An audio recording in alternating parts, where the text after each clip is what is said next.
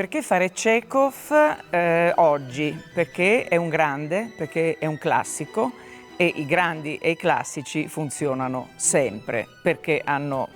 talmente approfondito il nostro animo umano che riflettono tantissimo anche oggi. E io invito veramente quelli che amano il teatro, ma anche quelli che non sono mai venuti a teatro, a venire a vedere questo spettacolo, Crisi di nervi, perché si ride dall'inizio alla fine in una maniera intelligente e il pubblico è entusiasta.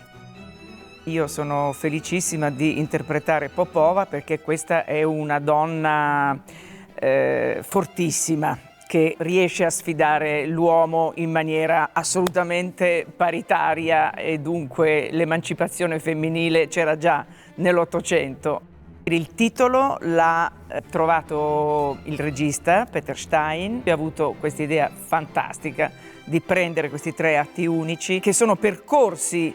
da queste crisi di nervi, perché in ogni caso è analizzato il rapporto uomo-donna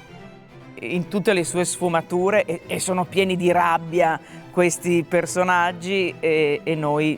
siamo forse più di loro pieni di rabbia, per cui ci funziona benissimo e questo titolo è geniale.